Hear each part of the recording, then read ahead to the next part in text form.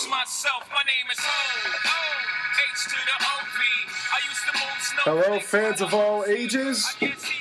We are indeed the Beasts of the East. Ryan Morick and Scott Thompson with you on this Monday, September 28th, 2015. And first thing we got to get to, we're going to get into some Jets football. We're going to get into some Giants football, Yankees baseball, obviously. But the first thing we have to talk about, we have an NL East champion, and that is the New York Mets. Oh, yeah. Let's give you a quick listen from WOR on Saturday. Howie Rose was on the call on Saturday, and here you go, Met fans, rejoice. The Mets and out away. Now the 0-2 pitch. Swung on and missed strike three. Put it in the books. The New York Mets have won the 2015 National League Eastern Division Championship, and the Mets pile out of the dugout and come out of the bullpen and begin the celebration up the first baseline to the right of the mound. They're mobbing each other. It's not a wildly exuberant scene. They'll save that for the clubhouse. There's a clubhouse celebration.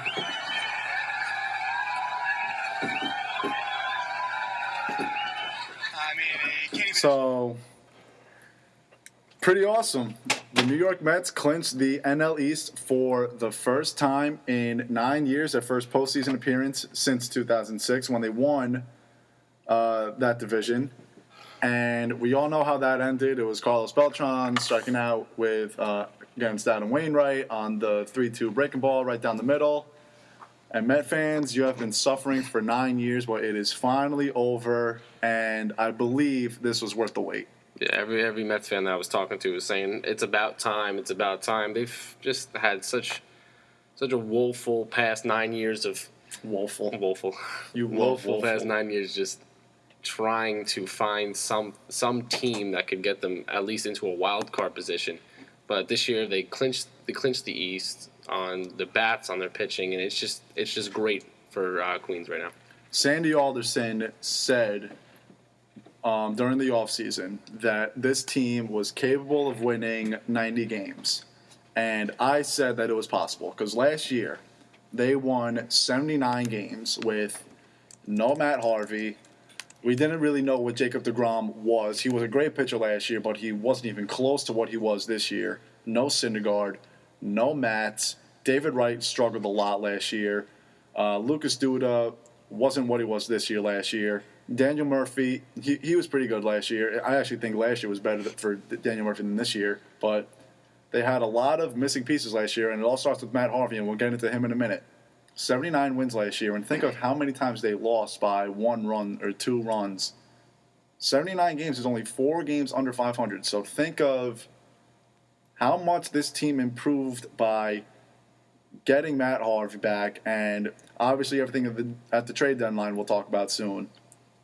Sandy Alderson was very spot on when he said that this team was capable of winning 90 games. A lot of people looked at him and said, are you crazy? But the thing is, he wasn't crazy because they were missing their ace. They were missing key parts of the offense. A lot of people expected some people on the offense to jump back. And again, going back to all those times where they just lost by a run or two, those things get reversed. There are a lot of teams under 500 right now that could be easily 500 if they don't lose by a run or two. Yeah, just going back to what you said about Sandy Alderson thinking that it's a 90-win team. He was looking at his young guys. He wasn't really thinking about Harvey itself. Look at his pitching staff. You have Matt, Syndergaard, deGrom, all these young pitchers really giving you great quality games, and just this young team. And that's why Mets fans, I hope you're happy because this could happen again next year. Hopefully, I think they really need. They have the pitching to do it. They need to make a big push for Cespedes to stay. They really need to. I think they will. Because they won the division. If they didn't win the division... If they didn't win the division, they wouldn't go after Cespedes. But now that you can see that he loves it, right, and the teammates love him, he loves everyone else. You saw how much fun he was having in the celebration in the locker room. He loves this team, and if they don't make a push for him, they're crazy not to. There were a lot of stats about David Wright, his postseason stats that I want to pull up. And if you think about 2 people on this Mets team that you're that you're happiest for. They're David Wright, and the second one is probably Wilmer Flores with everything that went on. July 28th, he's on the field bawling his eyes out, thinking that he's going to get traded. Doesn't get traded. 2 nights later, he hits the walk-off. And we all know the story about David Wright. He's been on this team since 2004. He has not made the postseason since 2006. Here are some stats on David Wright. Saturday was his 1,159th straight game without making a postseason appearance. That was the fourth longest active streak behind Alex Rios, Jose Bautista, and Edwin Encarnacion. What else? Hold on. Well, he's batting .307 with 5 home runs, 17 RBIs in 34 games. That's it.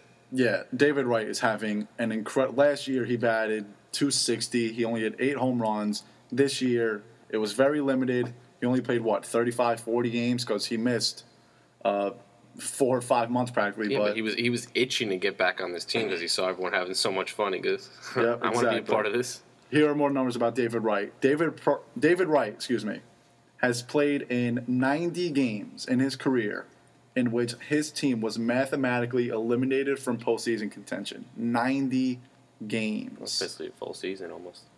Might as well be a full season. It's like half a season. You're exaggerating a little bit. Might as well be. That's how he feels. But you get the point, though. I mean, yeah. Jeter, his last home game at Yankee Stadium, that was the second time he ever played in a game where it meant nothing. So I think Jeter's number was 4. He played in 4 games where his team was mathematically eliminated from the postseason. Exactly. So he's making the best of what he has right now, and you can see his numbers don't lie. He's having a great September and the rest of this regular season because he's rallying behind all these other guys that are producing. Let's talk about Saturday's game really quickly. You knew as soon as Lucas Duda hit the grand slam that they were winning. I saw a couple people that were very worried when Matt Harvey let up a couple of runs in the first inning or two. A couple people were worried, but then I said, your magic number is 1. You have 10 games left. Exactly. Yeah. Relax. I know that's the Met fan mentality where something goes wrong and then it's all downhill from there. I don't blame them, though. They wanted it then. Right. If it says 1, we want that win so we can, get over. It was just, I think it was destiny. I just think that you knew they were clinching on Saturday, and as soon as Lucas Duda hit that grand slam, you knew it. And then, real quick about Matt Harvey. How awesome was it to see him keep going out? You saw him go out in the 5th inning, and you're like, okay, probably the last inning. You see him go out for the 6th inning, and you're looking around like, what is going on? And then he comes back in the 7th inning. I was watching the Yankee game, and I turned on the Met game. It's in the 7th inning, and I see Matt Harvey on the mound. And I was like... Did Terry Collins take a bathroom break or something? Did they forget to take him out? I think Harvey went up to him and said, I am throwing. I've had enough of this. No more limits. No more anything. And you know what changed that all? The game on Sunday against the Yankees. Matt Harvey threw 5 innings of 1-hit shutout ball. As soon as it came out, the bullpen let up 11 runs. As soon as that happened, Matt Harvey said, I have to stay in. Because if Matt Harvey was throwing 4 or 5 innings in the postseason, this team was not winning anything. Now that Matt Harvey is throwing, you have to assume he's going to be throwing because there's no way he would just randomly throw for 6 1/3 innings in a game where you have 10 more chances to clinch. This was Matt Harvey saying, I'm staying on the mound, no pitch limits for me, and that's it. Yeah, I don't blame him one bit because of that Yankee game. He left. I think he left and went into the clubhouse after that breakdown that they had. He wanted to give his team the win. For once, just let Matt Harvey have the spotlight and not have to worry about, Matt Harvey pitched well, but the bullpen, just completely gave up. I like how no one knew anything either. It was not a story. It was a surprise to everyone. Because if this were a story, then it wouldn't be as special of a moment. It was awesome not knowing that Harvey was going to throw into the 7th inning, and he winds up doing it. And then You've seen the meme with A-Rod and Harvey and just about anyone who signs a long-term deal with another team. It says you either die or live long enough to see yourself become the villain or something like that. Yeah. That meme replied to Matt Harvey for 2 or 3 weeks, and then it ended on Saturday. He got a standing ovation from not only the Met fans in Cincinnati, but even some Red fans. And that right there said to every Met fan, don't worry, I'm throwing. And you know what? In the postseason, they're playing the Dodgers in the first round, and we're going to get to that matchup in a couple of minutes. He's facing guys like Adrian Gonzalez and Jock Peterson. He has to throw. He has to throw because this bullpen will not be able to do the job. Matt Harvey needs to give you 6 or 7 innings. And I'm going back to what we've been saying a lot of times. You would rather have 6 and a third innings from a guy like Neese than 4 shutout innings from Harvey any day. But now you're getting 6 innings from Matt Harvey. Yeah, he understands his pitch count at this point. It's no longer, I'm mad about it. He understands his pitch count. He's going to make the best of his pitches. So you're going to see him not dancing around hitters. You're going to see him going at them so he can stay as long in as he possibly can. But like you said, this Mets team has been revived because of Matt Harvey, in my opinion. You had a lot of skepticism at the beginning of this season, and then moving on, he just showed you he was steady. He was a rock throughout this whole season. And that standing ovation is just, hats off to the Reds fans also who stood up. And, it's just been great for him. And I think it gets better as this postseason comes on. Ryan Morrick and Scott Thompson, we are the Beast of the East on WRPR 90.3 FM. Call in with your thoughts. Met fans, I know you're going to want to talk about this a lot. We are open to the phone lines. It's 201-825-1234. That's 201-825-1234. Going into the year, we mentioned it before, it was all about Harvey. And now you have the question, is Matt Harvey even the ace of this team? So, game 1, Mets, they're still battling for who has home field in that series. But no matter what, who is starting game 1? Jacob deGrom or Matt Harvey? I say deGrom.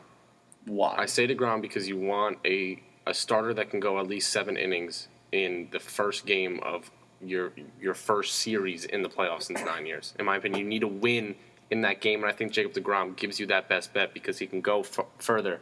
Even if he gives up maybe 2-3 runs, this Mets team has bounced back from deficits. So I think Jacob deGrom because you want that win. Now here's why I think Harvey. Okay. He has better stuff.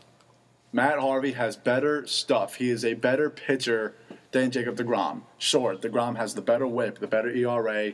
He might even have more strikeouts on the season. This year, he's been their ace. He's been the better pitcher this year. But Matt Harvey is the better thrower. He has the off-speed stuff. Jacob deGrom is 70 to 75% fastballs, and that's being generous. Sometimes he pushes the limit and throws nothing but fastballs. Matt Harvey mixes it up. I think Matt Harvey is better at locating his spots. deGrom, I think, is more of just a thrower. I think Matt Harvey can pitch. And Matt Harvey, especially if this game is at home, that crowd at Citi Field, first home game, whether it's game 3 of the division series or game 1 of the division series, that crowd is going to be very loud. And if you have Harvey on the mound, it makes the crowd that much more intense. I go Harvey. But do you want to rely on him for game 5? Yes. See, that's the thing. Even if he gets a little bit rocked in the beginning, that pitch count comes into play. That's what I'm saying. The pitch count is gone. You can't be worried about the pitch count anymore. It's not. It's done. I don't know. I just say deGrom for the first game. In my opinion, I say deGrom for the first game. But do you think deGrom is better? Better. He can be better. He spots the ball. If you watch his fastballs, he's spotting them. It's not like he's just trying to overpower hitters. He does. And you can't. If you're playing the Dodgers, you can't overpower the Dodgers. There's no way. Jock Peterson, Adrian Gonzalez are fastball hitters. Yeah. And they will put it out of the park. But that's my point. They are fastball hitters. That's all deGrom throws. deGrom, I think deGrom is too predictable. Because all he does is throw fastballs. I think he's too predictable. Yeah, well, I mean, no, I still say deGrom first. I still do. We got Brandon and George on the studio. They should chime in. Go ahead. I agree with both of you in a sense, Hold but I'm gonna. on. What'd you say? I said I agree with both of you in a sense, but I agree more with Scott only for this reason. All right, you throw DeGrom game 1. If you lose game 1, you rely on Matt Harvey to win you game 2. But if the roles are reversed, you throw Matt Harvey game 1, they throw Kershaw or Greinke, which doesn't really matter which one, and they beat Harvey. Then you're relying on DeGrom to win game 2. And then you have a problem because like you just said, I think Matt Harvey can definitely. I think Matt Harvey's better chance of winning you game 2 in a must-win game 2 than DeGrom has. I don't think you can think about game 2. I think you have to focus on game 1. But why? Because if they're 1A, 1B. They're 1A, 1B. Right. So why wouldn't you take your better guy and throw in game 2 just in case you lose game 1? Because what if you lose game 2? Then you're down 2-0, and that means absolutely nothing. But then either way, you're going to lose both games. Yes, but you want your ace to throw game 1, and I think their ace is Matt Harvey. You don't. It's like opening day. I mean, opening day is a little different because your season's not on the line on opening day, but your ace starts on opening day. Your ace should start in game 1. And I get they are 1A and 1B. It's not like the Yankees where you're deciding on Severino, Pineda, and Tanaka. Tanaka's throwing their first playoff game, whether it's a wild card, most likely going to be the wild card game. But even if they won the division, let's say, Tanaka would be throwing game 1 because he's clearly the better pitcher.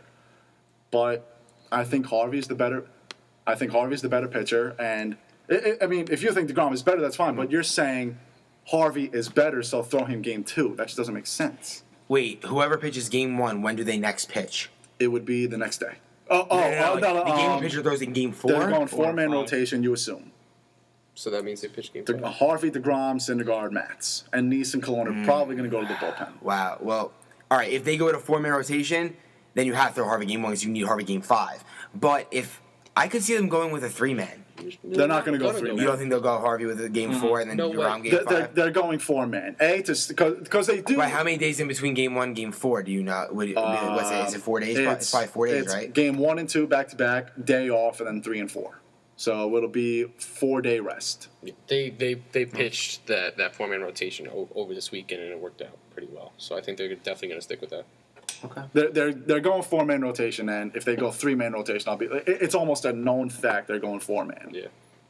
I completely agree with Ryan. I think you definitely pitch Matt Harvey, especially with the 4-man rotation. You want your best pitcher to pitch as much as possible. I don't think you could think about game 2. I think you have to think about winning game 1 and the series overall. And if you get to game 5, you want Harvey pitching because even though DeGrom has better numbers, you put Harvey with the Mets fans under the lights, he's going to shine because that's just how he is. That's how he is. He wants the spotlight. I think he handles the spotlight a lot better. I'm not saying DeGrom can't handle the spotlight, but Harvey wants to shine, and we saw it on Saturday. He was the starting pitcher in the possible clinching game of the NL East, and he wanted to throw. And he did, and he shined. He threw a gem outside of that first inning. Yeah. I think DeGrom can win you game 1, though. He can. So like what George said, you can't think about winning game 2, but it's not like, all right, it's not like you're taking a guy it's not like you're putting Cologne game 1, like a guy who's significantly worse than Matt Harvey. Right. You're taking a guy who's literally 1A, 1B. Right. So DeGrom can easily win you game 1. And honestly, Harvey's going to be throwing game 1. I just think that with these two great pitchers on the Dodgers, if you throw Harvey game 1, who the Mets can beat. Yes, they can. And we'll get into that. Kershaw has shown he can't throw in the postseason. It's shown so far. I don't believe in that. We'll get it again. We'll get had success early, so I don't know. Harvey's probably gonna throw game 1 because like you just said, the Mets at home want Harvey throwing, but I don't know. I would think a long time about it. Yeah. But who do you want to pitch game 5? Well, that's if they go to 4-man rotation. If you're saying they go to 4-man rotation, then you will need Harvey to throw game 5. So then if they throw Harvey. But what are you going to do? DeGrom, Harvey, Syndergaard, Matz, Harvey? You can't do that. I don't know. I wouldn't even start Syndergaard, honestly, to be honest with you. Wait, so do you intentionally start Syndergaard at home? Like, do you edit your rotation? Like, say the Mets finish with a better record than the Dodgers. I don't think you can go based on home and road stats in the postseason. I think you're throwing this day. You're going rotation. It doesn't matter. Look at Dallas Keuchel. Dallas Keuchel is probably going to start against the Yankees if they play the Yankees. Dallas Keuchel is not a road pitcher, but he is Dallas Keuchel. He can throw the ball. Noah Syndergaard is a good pitcher. Is he a different pitcher on the road? Sure. But you know what everything says in the postseason? Everything is a 0. No, I don't think you edit it because, like Ryan said, he is a pitcher and he's a young guy that needs to get used to this. Because if you're going to say you're going to be a part of our rotation for the next 4 or 5 years, you need to get used to this because we're going to go to the postseason and you need to pitch when you're supposed to pitch. We're not going to be like, oh, you're comfortable here. That's not the way it works. If he can't throw, then he can't throw. But he can. I literally completely disagree. Because either way, if you pitch Harvey game 1, DeGrom and Syndergaard are both going to pitch once in the series. So statistically, it would make sense to pitch Syndergaard at home and DeGrom on the road statistically. And if he can't pitch on the road in the regular season, what makes you think he's going to be able to pitch on the road in the postseason when the crowd is electric? Because he can still throw. The guy can throw. Yeah, definitely. But you'd rather have him at home, though. Yeah. You would probably rather have him at home, but it's the postseason. You can't worry about going by the binder. That's something Girardi would do. Terry Collins isn't like that. Terry Collins is going to throw you no matter who you're playing. No matter what. He doesn't play matchups anything similar to Joe Girardi. Is he a different pitcher on the road? Sure. Do the numbers say it? Yes. But you cannot edit the rotation because of that. He's their third best pitcher on that roster. I can make an argument that he's fourth. You could make the argument, yeah, but he's going to start third because he's just been in the league longer. I think he has a better sample size than Steven Matz, so we'll see. But you can't edit the rotation because of that. And it goes back to the whole, do you want your better pitcher starting second? Because if you think Syndergaard is the third best pitcher, you cannot wait on it. Because what happens if the Mets are down 2-0 to the Dodgers? Would you rather your third best pitcher or your fourth best pitcher? That's a different story. If it's 0-2, you throw whoever you have best available. But say you're up 2-0, or maybe it's 1-1, and that's a game that you need to win. 1-1, you need to win. Syndergaard on the road. Most likely, it's going to be 1-1. Yeah, more likely. Yes, more likely. You assume it's going to be 1-1. One of them gets. I'm taking Syndergaard. I don't care. I don't care about the road stats. The guy can throw. Stubborn. But his numbers are so insanely different. It's not like they're a couple points off. They're completely different. It's so bad. I just think those things are more of a coincidence. I don't think so. What makes someone just bad on the road? They get nervous because the fans. They get nervous in front of the fans. He always looks nervous. I mean, obviously I haven't pitched in the MLB, but when I was at home, I was a lot more comfortable. When I go to somewhere else, I feel like I have to produce double what I used to do at home because these people aren't behind me. I have to show everyone up. So maybe he gets a little nervous. Like George was telling me, we were in the elevator one day, and he was like, he looked nervous. He was sweating. He kept wiping his hand on his pants. Right. He looked nervous in the road, but at home he's flipping his jersey and just kind of just going with the flow. So I don't know. I just think if I was a coach, pitchers are there to pitch when I call on you. That's what you're on this team for. So if they edited the rotation every time he threw, then they would have done it. But Syndergaard has been throwing on the road. It's not like they skip starts all the time. So Syndergaard is going to pitch third, and that's just how it is. Now let's go to the matchup in general. Mets, Dodgers. Can the Mets beat the Dodgers? And I say yes, and here's why. Greinke and Kershaw are phenomenal. They're top two. They're two of the three NL Cy Young favorites. Them two and Jake Arrieta, without question. But the Mets offense can beat those guys. They can. The Mets offense has been one of the best offenses since the trade deadline. And then who do the Dodgers have after Greinke and Kershaw? No one. Brett Anderson, That's my point. Yeah. The Mets can, without a doubt, beat LA. But more than likely, LA's probably going to go 3-man, so you're going to see Greinke and Kershaw twice each if they go 5 games. That's because they don't have the pitching depth that the Mets have. You probably see Greinke, Kershaw, Matt Latos. Is that their 3? Latos will not throw. No, who's their number Anderson. 3? If he's their 3, that's pretty bad. Okay, whoever's their number 3 is going to throw game 3, and then it's going to be Greinke, Kershaw again. Right. So you have to beat one of these guys twice. Yeah. Yeah, you have to be one of them. You're gonna have to be one, or each one of them once. And you have to win Game 3. Against And the if third you're pitcher. a Yes. firm believer that Kershaw just can't pitch in the postseason, then you really have nothing to worry about it. No. Me personally, I don't know. I don't know why he's bad in the postseason. I just think it's some weird coincidence that he stinks. I don't know. It's I tough. completely agree with you. If you really just believe in that, like postseason, okay, he's bad. Like, is Madison Bumgarner really the best pitcher in the league because of what he did in the World Series? No. So any player can go on a streak.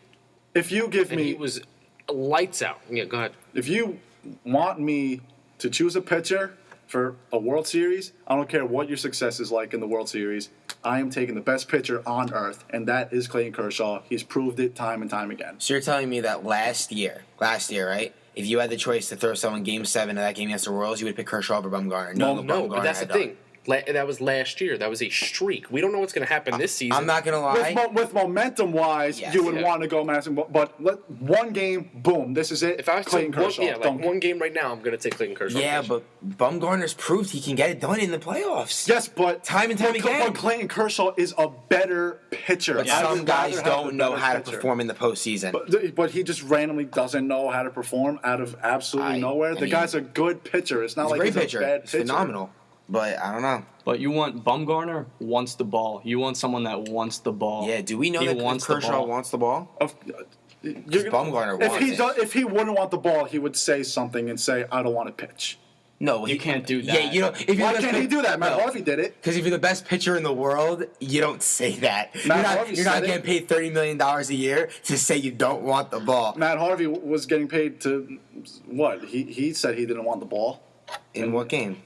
in the last 3 weeks. That's why he pitched 5 innings for the last few All right, that's a starts. completely different situation, right? Sure. That's being hurt, not wanting to hurt yourself. Okay, sure, but you can't say that Clayton Kershaw doesn't want to pitch. If he didn't want to pitch, then he wouldn't pitch. No, I'm not saying he doesn't want to pitch. I'm saying there's some guys. All right, you know when coaches say who wants the ball hit at him, Bumgarner would be that guy. It's like I want the ball hit at me. Yeah. Kershaw, it doesn't look like when he steps on that mound in that postseason, it does not look like he is confident in his abilities in the postseason. I don't know why, and maybe it's just a coincidence that he just, like you said, it's a coincidence Right. that he just stopped performing in the postseason. But I don't know. We guys will find out this year, right? It's like pain in football. Like let's say you have. I'm not gonna say Joe Flacco. Who's like a good? Don't say Tom Brady because Brady's better than Peyton. Rivers. Like who? Rivers.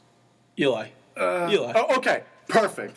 Eli or Peyton? Super Bowl. Who would you rather have? Eli. Eli. You're serious? You would rather have Eli Right Manning. now? Right now. Have you Are you seen talking- the way Oh, Peyton Manning's been throwing the ball? right now, you want Eli. Well, you can't say that now. So say mean okay, like 5 Aaron guys? Rodgers or No, Eli Manning. Aaron No, that's Rodgers and different, Eli though. Manning. No. That's different because You have the best quarterback, in my opinion, in the league, but then you have a guy that has performed well in the postseason. But so is Aaron That's what you're Rodgers. saying. All right, let's take Peyton Manning. When's the we'll take Peyton Manning last year or 2 years ago. Okay, He went to the Super Bowl. would you the year right? Yeah, 2 years ago when he went to the Super Bowl. Right. Would you rather have Peyton there or Eli for a Super Bowl? I would rather have Peyton because he is a Yeah. better quarterback. Has Eli been great in the postseason? Of course. But Peyton Manning is without a doubt a Hall of Famer. I agree with you actually. I do take Peyton Manning.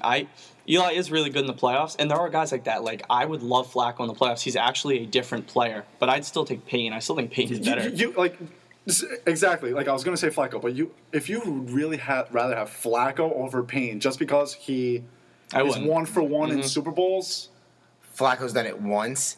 Eli's done it twice. There's something different about Eli when he goes to the postseason. He gets it done. The defense. Payne doesn't get it done. The defense the first time Payne was is 11. really, really Payne is good. 11 and I don't remember. It's like 11 and 12, 12 and 13 So, in the yeah. postseason. He's proven he I can't still get it would done. rather take the better player. I would rather take the I'll take the better performer. player. See, I don't. You say 12 and 13 like it's a bad thing, but you're playing all good teams, and that's a flawed. Listen, that's a flawed stat because you know how many years the Colts got buys, so they lose out on a win because they're playing a better team because they got a bye. So, like, if you took all those buys and counted them as wins, his record would be much better. So, I think that stat's completely flawed. And look at what happened against the Ravens at one time, where the Broncos defense completely blew a 70-yard lob by Joe Flacco. who knows what would happen if whoever intercepted that. I mean, I know it already happened. You never know, but still, I would rather have the better player. If you're very, I mean, nothing taken away from Eli or Baumgartner or whoever we've been talking about, but just because you are good in the playoffs, I still would rather. The bigger sample size is very important in my opinion. I go with Goliath. I'm not going to go with David. You know, Exactly. I'm going to go with who I think is going to win. If I were to bet a game. But then, like, there are guys like Flacco and Baumgartner, who I'd rather have in the playoffs than in the regular season, because those two guys, for whatever reason, they like the spotlight, they want the ball there, and they're okay with them losing the game. It's not like you're insane for. I mean, when you said Eli over Peyton, I thought that was a little ridiculous because Peyton Manning is without a doubt a Hall of Famer, probably top 10 of all time, maybe even top 5. Eli, I don't even think he's on the Hall of Fame, but Yeah, I think he is. you think Eli think he Manning will is be. a Hall of Famer? I think he will be. I think it helps him that he plays in New York, to be honest with you. And he's It got can either help or hurt. And he has 2 rings. He's got 2 a lot of rings. football left in him too. He does. He has a lot, but He had one elite I don't season. look at Eli and I say that's one of the greatest quarterbacks ever. No, but like he could sneak his way in. It's You the know what I'm Hall saying? of Fame. It's not the Hall of Good. He could He could, sneak his right, on a he week. could. If he gets a weak class, he could sneak his way in. If you're going to go by that Hall of Fame, he is famous for those 2 Super Yeah, Bowl Hall wins. of So. intercept. He's like, I mean, a lot of his interceptions really are not his fault. And I mean, we're kind of running out of time here. Like, I don't want to sit here and talk about Eli Manning for that long, but he's not a Hall of Famer. All right. We can get into that another day because I could spend a half hour on why he could be. All right. Honestly. We got it. All right. Well, we got to talk football because we have to talk a little bit about the Jets. I didn't watch the game. I'm sure George did. So, George, you're going to have to help us out a lot. But from what I've heard, we saw a lot of old flashes of old Jets football. Oh, yeah. Dumb decisions by Marshall. Dumb decisions by Fitzpatrick. Bad passes by Fitzpatrick. Interceptions, this and that. And I think, yes, I don't think this is the Jets' true identity. I think that the Eagles were a desperate 0-2 team who needed a win. So I give more props to the Eagles than I am going to discredit the Jets. But the Jets did not play a good football game yesterday. I disagree. I don't give any credit to the Eagles. I think the Jets lost the game themselves. I mean, you let up a punt return, which is a terrible play. They ran the ball well in the first half. In the second half, they couldn't pick up a first down for their lives. Brandon Marshall knows he made the dumbest play of all time. And the interceptions are just, it's just like, what are you doing? I don't know. I don't know what to tell you. A lot of bad throws by Fitzpatrick. We were watching him before. A lot of underthrows. It was. And Brandon Marshall was afraid he was going to get hit and just tips the ball up to the defender. Yeah. Yeah.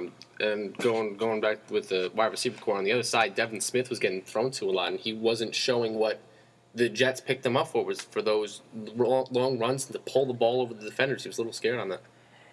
It wasn't. I don't think he'd be scared. I mean, if you look at the throws, Fitzpatrick completely underthrew him on both deep balls. One was intercepted. The other one, I think, was just incomplete. But the Eagles scored 24 points in the first half. Didn't score any points in the second half. The Jets had that game to win, and they just the Eagles kept giving them the ball back with chances to win this game, and Fitzpatrick just kept giving the ball back. Granted, the last interception was definitely not his fault. And I watched 3 minutes of football yesterday, so I'm relying heavily on you guys. Fitzpatrick threw 58 times. They missed Chris Ivory A lot. yesterday, and that's why you're saying they couldn't even pay to get a first down. They missed Chris Ivory getting those yards that they could do like little quick slants or little bench routes. Yeah. George, wrap us up before we go to updates. Well, the Jets are 0-10 all time against the Eagles, just not their matchup. And the Jets aren't a good team to play from behind. They're just not. Yeah. I mean, again, I don't think what we saw yesterday is the Jets. I don't think what we saw yesterday is the Eagles. I just think it was a Bad game. bad game. Yeah. It's football. You don't play games on paper. You play them on the field. It's that simple. And, I mean, if you're a Jet fan, could you be 3-0? Yeah, but, George, you're happy with the 2-1 I'm not upset especially because I expected them to lose. I knew it was a trap game. I know the Eagles aren't as bad as an 0-2 team. I know that for a fact. Right, exactly. There you go. Jets are 2-1. Eagles move to 1-2. Scotty T, update time. All right, Roadrunner updates. Men's soccer this weekend tied 2-2 in an NJAC division rival, William Patterson. They moved their record to 5-3-2 on the season. William Patterson took a 2-0 lead in the first half, but the Roadrunners closed that gap thanks to goals from Bailey Young in the 67th minute and Justin Olaya. That's a hard name to say, Yeah, jeez. With over a minute to play, they will play under the lights at Rutgers Newark at 7:30 p.m. Wednesday. Women's soccer, on the other hand, they had a thrilling match on Saturday against William Patterson as well. They won 2-1 in double overtime. Alexa Ragusa was the star of the match. She scored both goals. Her game-winning goal was scored with only 33 seconds left on the clock. That pushes their record to 6-1-1. They will return to action Wednesday at 3 p.m. against Rutgers Newark at home. And special, me and Ryan will be calling that game. This is the first of many games on this live stream, so tune in, listen to that. Women's field hockey, they fell to King's College yesterday, 4-1. They moved to 1-7 overall in the season. Stephanie Gallo had the lone goal for the Roadrunners. The team looks to bounce back and get on the winning side of things tomorrow at home against Fairleigh Dickinson at 4 o'clock. Women's volleyball went 1-1 on the final day of the Skidmore Classic over the weekend. They blanked Sage College 3-0 before falling to Middlebury College in an intense 5-game set, 2-3. They stand 9-4 on the season, and they will take on Montclair State tomorrow in an NJAC conference battle at 7 p.m. at Montclair State. On the pro updates, the Yanks won last night 6-1 in the final game of a 4-game set with the White Sox. They took 3 out of 4 at home, and they will take on the other Sox, the Red Sox, tonight in the Bronx. The Yanks' magic number is now 3. Eduardo Rodriguez, Ivan Nova on the bump. First pitch, 7:05 on the Yes Network. Switching boroughs, Mets Hysteria, as we've been talking about, they clinched the NL East over the weekend. They did this by sweeping the Reds, and the final game was yesterday. It was 8-1. Jacob deGrom had another great start, pitching 6 full innings with 9 Ks, letting up only 5 hits and an earned run. The most... Oh, jeez. What the hell was that? No, yeah, getting a little buzz in my ear. Jeez. Oh, okay. But the Mets sat most of their starters, but they didn't let up on the runs. Dilson Herrera went 3 for 4 with the home run. The Mets will travel to Philly tonight. Cologne and Buchanan take the mounds. First pitch, 7:05 on SNY. NFL news: Giants got the first win finally. Thursday Night Football beating the Skins 32-21. They moved to 1-3 on the season. 1-2. 1-2. Jeez. Yeah, right. Don't worry. Eli Manning threw for 279 yards and 2 TDs, 1 to Odell Beckham and 1 to Reuben Randall. And in recent news, Victor Cruz returned to practice and says he hopes to play against the Bills. I will see it when Sunday comes. Yeah, I'll see it to believe it. As we said before, the Jets fell for the first time this season to the Eagles 24-17. Darren Sproles had a huge game. He ran back a 89-yard punt return for that TD. Ryan Fitzpatrick, 3 interceptions a game. They're going overseas to London this week. They will take on the Dolphins at 9:30 in the morning on Sunday. Great. So, yeah, that's it. Ryan Mork, Scott Thompson, WRPR Beast of the East. You're listening in.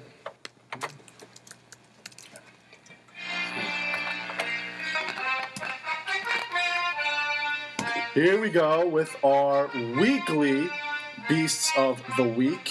That kind of makes sense, right? Weekly Beasts of the Week. That would make sense. That makes a lot of sense. Scotty T, you want to go first this time? I'll go first. All right. AJ Green, you ever heard of him?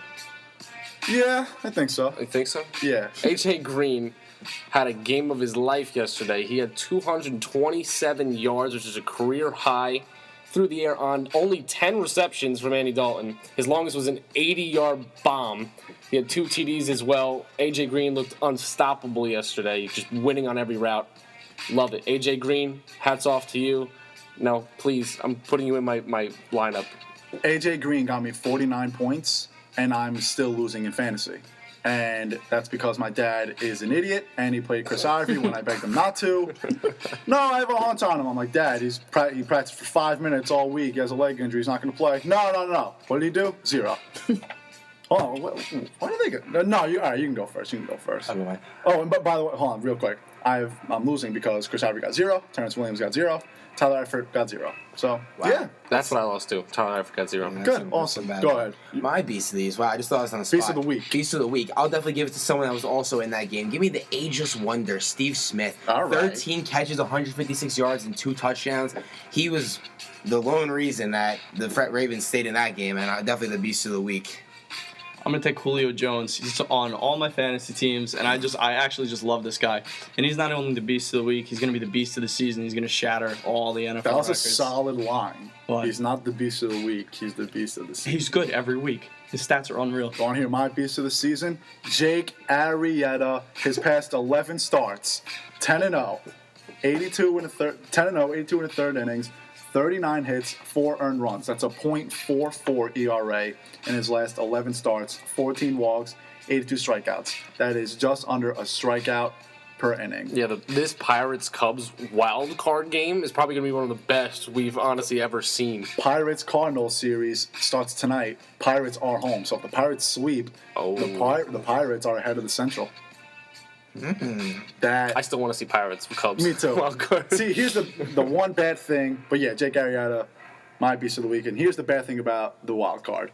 This is rare that it happens, but one of the top 2 teams in the league, one of the top 3 teams in the league will lose because of one game. I mean, you can't predict that 3 teams from the same division are going to make it, and you can't predict that the 2 wildcard teams are going to have the second and third best records in the league. Well, why do you think they do 2 wild cards? I remember it used to be just the one. Right, exactly. It's imagine they only had one. The Cubs would have 90 wins and not make the postseason. Be in the postseason. Damn, how crazy would it be to see that young Cubs team in like an NLCS against either the Dodgers or the Mets? Like I said that the young other day, team is something. I else. said the other day, imagine this: Mets, Cubs, NLCS, Blue Jays, Astros, ALCS. That's awesome. Good for Just baseball. four new That's teams. really good for baseball. Yeah. 4 new teams, 4 young teams, so you can expect it from in the years to come. So that would be a lot of fun. All right, so before we get into something I've never done before, I got to tell you guys this story about Melissa. I really hope she's not listening right now. She's listening. She probably is. So sorry in advance for what he's about to say. I don't know what you're about to say. Yesterday, Brandon and I had our Old Braves alumni game. Brandon almost took me deep because I was throwing 62 No miles an hour. way. No way. I didn't almost take I had a me deep. double. I had a double with the left circle guy. I threw 4 innings in the morning, so I was throwing 60 miles an hour to him, and he almost took me deep. So anyway, so I guess it was a big baseball day for me yesterday. So Melissa and I talked about baseball.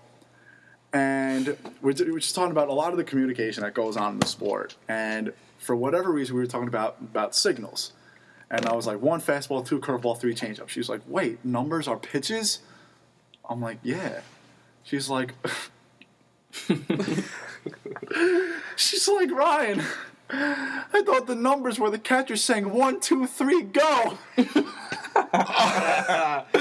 I said, Melissa, you never seen me go no or yes before? She's like, I want to pay attention. I thought it was 1, 2, 3, go. I'm like, Melissa, are you kidding me? Tell the pitcher when they're ready. And she's like, I'll tell her like 1 fastball, you hit your left leg to a right. She's like, what does this mean? This means go? I'm like, that means that you pitch inside. So she thinks if you say you put down 1 and you shake your head, I'm not ready yet. Yeah, she was like, how does the catcher always know that once a fastball is like Melissa? The universal sign for a fastball is 1. They go over it. I'm like, they call it curveball a deuce, so 2. And she's like, oh, I thought it was 1, 2, 3. And I'm like, Melissa. That is pretty bad. That's the first time I've Definitely heard that. sounds like something Melissa would Melissa- probably That's the say. first time I've heard that too. Sorry, Melissa. That was rough. All right, Okay, so a year ago today. here we go. Take the stage, Ryan. Just cry. Stop laughing. My bad. Stop laughing. He's getting really emotional. Let him be. Whew. All right, so a year ago today, you heard us talk about it on Wednesday. This is the 1-year anniversary of Derek Jeter's final game of his career. And I'm not going to get into the career that he had yet. We'll talk about it later. Oh, that hurt a lot. Sorry. Oh, you're letting Mike in now? Oh, great. Everyone's going to be in here watching me. Oh, okay. So let me get the story straight. Derek Jeter, his last at-bat was against Clay Buchholz. He got the RBI single because, he's Derek Jeter. The guy's awesome. I have not watched Derek Jeter's final at-bat since I watched it live. And I'm going to do it right now. And I really hope. Awesome. Hey guys, by the way, I love Derek Jeter to death. He's been my favorite role model in baseball for years. Ryan, I honestly thought that I wouldn't meet anyone who liked them more until I met you. It's And then rough. you just really blew it out of the water, bro. Yeah, it's rough. Someone tell him what I'm wearing. He's right wearing his Derek Jeter respect with the 2 is an S shirt. now. Love you, baby. It says New York Captain Yankees. Wait, pull the shirt up. Pull the shirt up. So, it has the Derek Jeter final Time season to logo. celebrate. Time Too to bad Ryan's celebrate. not going to celebrate. He's probably going to go in a corner and cry somewhere. Anyway, So I'm gonna play it for you, and then I'm just gonna watch it. And this is the first time I have watched. This is the first time I've watched this since I watched it live. Oh, I don't want It to says do baby that. cry. Yeah, hold on. This is hold on. Let me turn it on. This is gonna be me in gold minutes probably. All right, don't make fun of me. Here we go. Shut up. Oh, what am I doing with myself? I swear I haven't watched this. Full screen. Yeah. I don't even think I watched this one.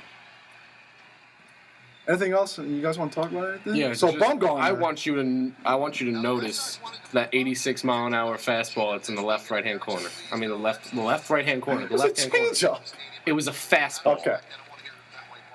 Oh, he like gives it to him. He does it over there for him. Hey, it's all right. Doesn't matter. Okay. Oh, this is rough.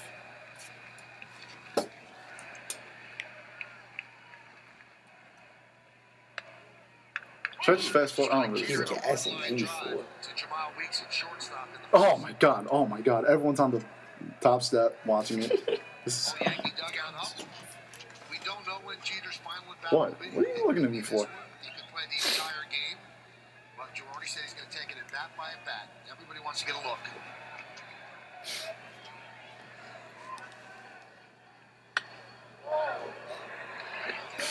Fast forward. Kind of short of by 1,000 hits, Michael. It's actually over 60. It's like 5 minutes long. We got about 4 minutes left, and he hasn't even. Should I just fast? All right. Yeah. Situation like this because You got 12 minutes. We both thought you meant his final home at bat. That's I've watched that 100 times. This I haven't watched. I would think the that- home at bat's more important. It's remembered more, but like that's just. But that was like, that's more. That was happy. This is like depressing. The 1-2.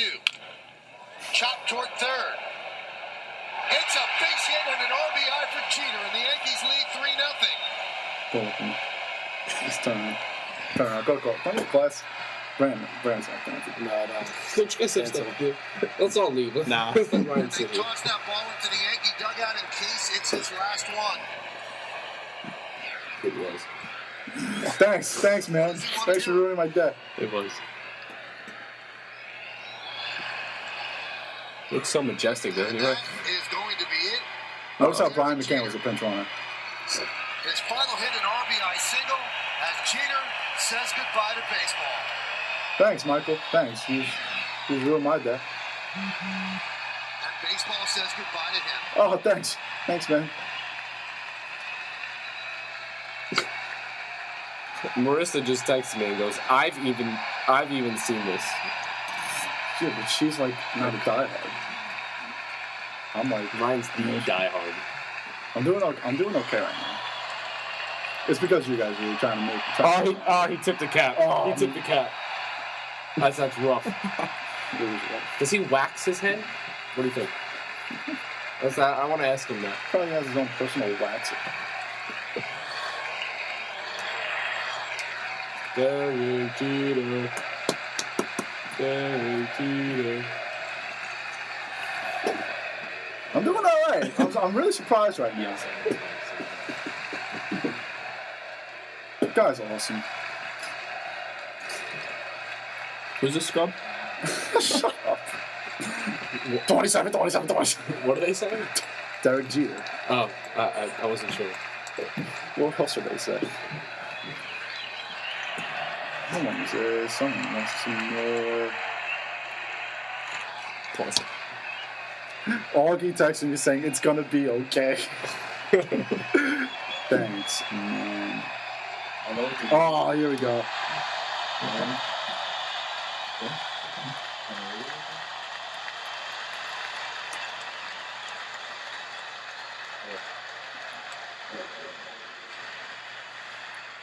one of the greatest careers in Yankees history has just come to an end. All right, I thought I was going to bawl my eyes out, to be completely honest with you. Base hit. You guys are making me laugh, though, so. But talking about that, do you think that someone like Derek Jeter will ever show up again? Will have a career like that where you are chanting his name for over 2 minutes on his final at bat in the final game? He gets the benefit of the doubt because he was a Yankee, obviously. I mean, look at, let's say, for example, Craig Biggio. People compare him a lot to Jeter. Craig Biggio was not as good as Derek Jeter. His numbers just simply aren't Could you there. compare Cal Ripken and Derek Jeter? Some people say Cal Ripken's better than Derek Jeter. Numbers-wise, I think, is he? Better power numbers, but Jeter was a better contact hitter. Yeah. Ripken batted 270, Jeter batted 310. But Ripken had like 400 home runs. Better power numbers, but it's tough. You don't Could you see? Let's talk about, let's say Mike Trout. Mike Trout. You think that at the end of his career, people will literally be chanting his name for over 2 minutes the way they did for Jeter He could. in a rival ballpark. I don't know. They could. Like the Red Sox. Go ahead. Drew. I think in today's day and age, it's going to be a lot more rare because, like, Mike Trout could go for money, and if you change teams, your name's not going to get chanted. I feel like you have to be on one team your entire career. And people are already saying that Mike Trout is going to be a Yankee. Same thing with Bryce Harper. Same thing with Matt Harvey. I mean, because they're the Yankees. They're just going to do whatever. I honestly think that Bryce Harper can be a Yankee. Bryce Harper will be a Yankee. He's going to try to be a Yankee now that he just got into a fight with Papelbon. Are you kidding me? Do you see that? The Mets clinched the NL East, but let's not talk about it. Let's talk about Papelbon choking him out. The two biggest tools in the league get into a fight on a team full of frustration. Not much of a surprise there. What, Mike? It's all right. You don't have a microphone. You thought you guys didn't talk about the best team in New York, so that's why. We did talk about the best team in New York. Oh. We already talked about the Yankees. I'm just kidding. What were we saying? I mean, you have to be very loyal. You have to play in a big market. Look at Todd Helton and Paul Konerko. They were on the same team for 15, 17, 18 years. And great players. Both of them are probably Hall of Famers. First ballot Hall of Famers, probably not, but not big markets. The Chicago White Sox are historically not a very good baseball team. Same thing with the Colorado Rockies. It's the Yankees, and the Yankees have the history with Babe Ruth and Mantle and DiMaggio and Gehrig and Yogi. But then you say his name, and yeah, you're right. Derek Jeter is at that list. People put Derek Jeter in that Mount Rushmore of Yankees, and to be in that title is unbelievable because look at the people the Yankees have had.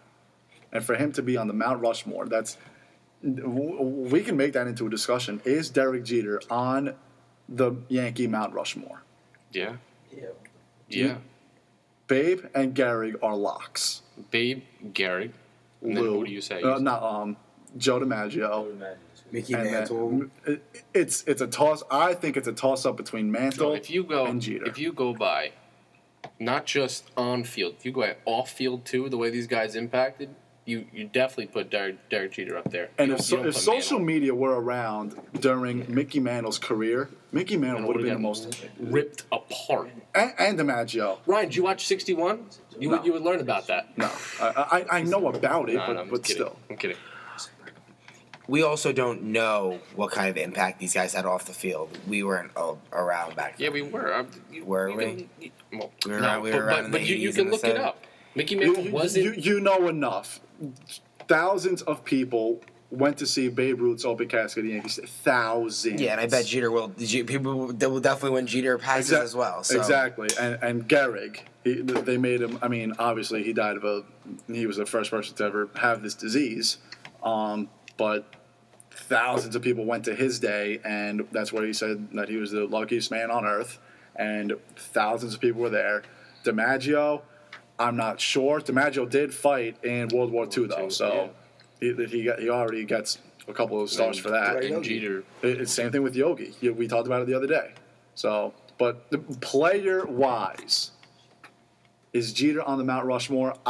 It's tough because would you rather have a guy like Mickey Mantle who is a power hitter but will give you 280, 285 seasons, or would you rather have Jeter, whose 162 average is about 12 or 13 home runs, but he will bat .310 for you in a season, and it's practically guaranteed.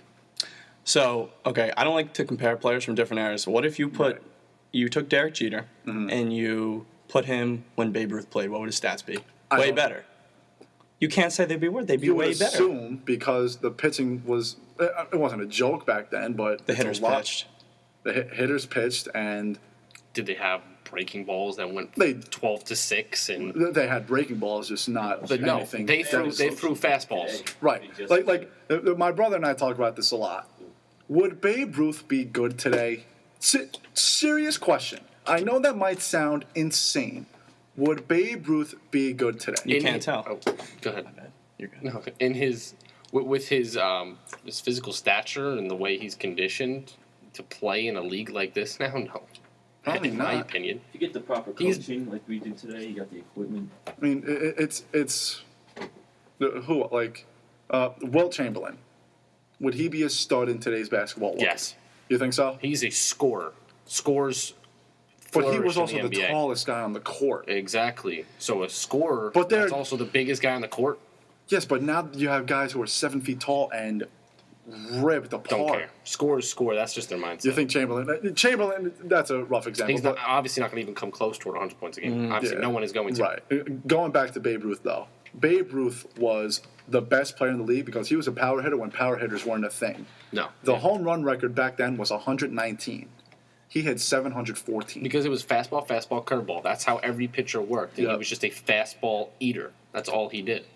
Yeah. I mean, the top 6 and the top 7 Yankees for everyone are Babe, Lou, DiMaggio, Mantle, Jeter, Mo, Yogi.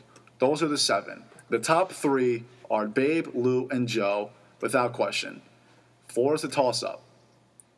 A lot of people have Yogi on there. A lot of people put Mariano on there because he's without a doubt the best closer on earth to ever play the game. More people have been on the moon than have scored against Mariano Rivera in the postseason. I like just throwing that out there. So, In one inning. So, like you just said, would Babe Ruth be good if he played today? When you say that, do you just you have to go off what his stats were then because you can't tell? I mean, yeah, we only have so many limited highlights. I mean, when you look at the stats, you say, oh, my God, Babe Ruth. But remember, Derek Jeter is the first Yankee to ever have 3,000 hits. The closest one was Lou Gehrig, and Jeter shattered him. Yeah. Shattered him. Yeah. See, this is the thing. In my opinion, you definitely put Jeter up there because of the field of play that he was playing in.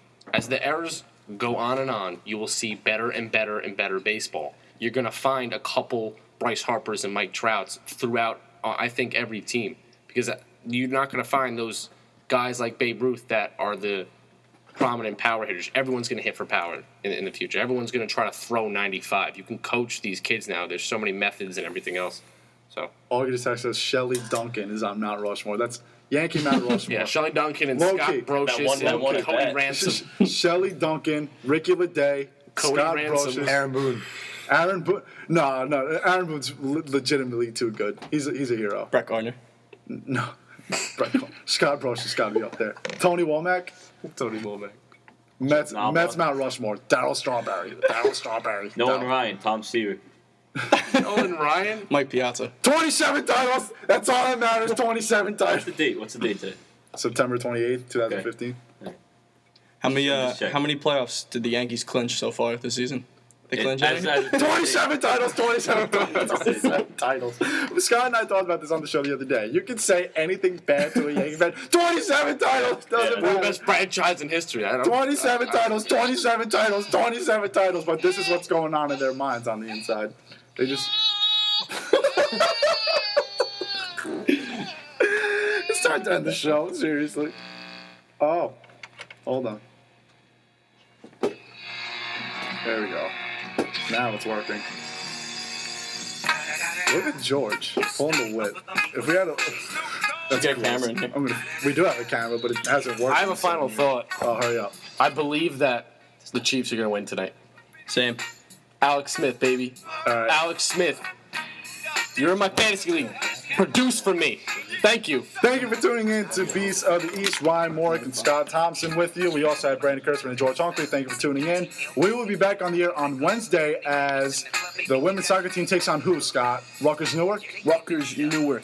The women's soccer team 3 p.m. will be taking on Rutgers Newark on Wednesday at 3 o'clock. You can hear that game on WRPR. Scott and I will be on the call. And then you can hear Wednesday's show, Beast of the East, right after that game. So it is not goodbye. It is see you later. Take care and so long, everybody. That's best team.